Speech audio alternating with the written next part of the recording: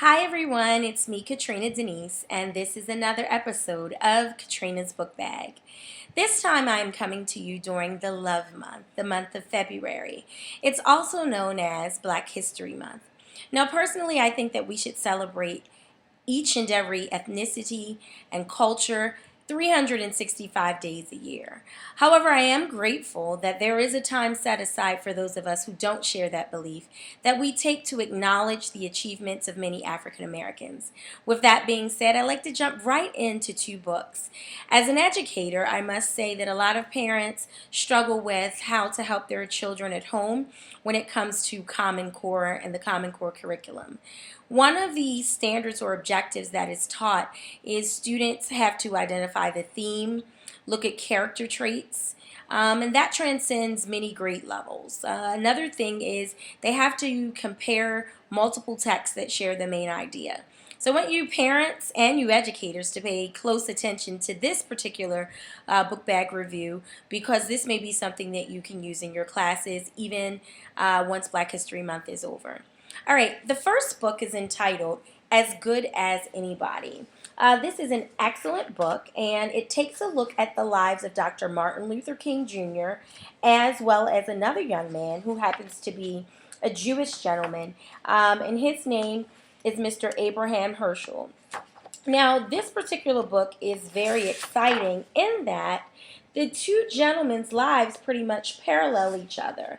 While one is African American and the other being Jewish, their lives or their storylines, the backstory is very, very similar.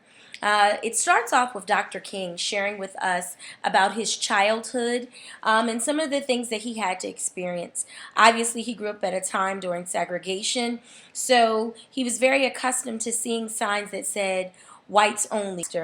Constantly said to him, based on the text, he constantly said to him, you know, there will be a day when all races will be able to celebrate together, will be able to pray together, will be able to be together.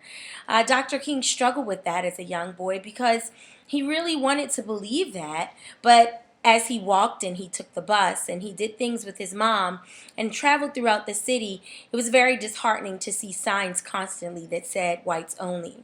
Well, we know how his life turned out and how he became an advocate for social justice and for equality and change. Well, throughout the book, after teaching us about Dr. King, the book then goes into the life of Abraham, a Jewish gentleman from Poland. His life was slightly different, but yet very much the same in that he was dealing with racism or injustice of his own. He had to deal with the Nazis and the treatment of Jews. Instead of seeing signs that said no blacks allowed or whites only, he was very accustomed to seeing signs that said no Jews allowed. Once he was able to get out of Poland, he decided to come to the United States and search for a better life, believing, just as his father, who was also a pastor, or in the Jewish culture, as they call them, a rabbi, he had told his son Abraham, there will be a day, and there's always a day, when some people's lifestyles, you have to put yours on the back burner and kind of see that their cause or their plight is greater than your own.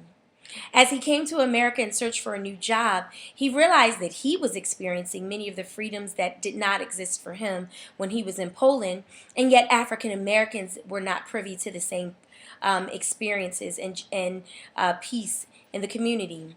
So he, along with Dr. King, continued to fight for equality and justice.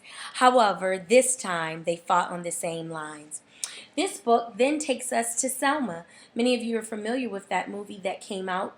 And as you can see from the front cover, there was a time when the African Americans united with many and from other cultures, and Dr. King put out a plight for anyone, regardless of your race, regardless of your religion, to walk hand in hand, side by side, to fight for equality and justice. And that's exactly what the two of these friends eventually did. So if you read this book, you'll learn a lot about the parallels of their lifestyles and about how they together worked to bring about change here in America so that we could all live in that world Dr. King's dad spoke about, where regardless of your race or ethnicity, we could walk hand in hand, pray together, enjoy lunch together, enjoy our lives together.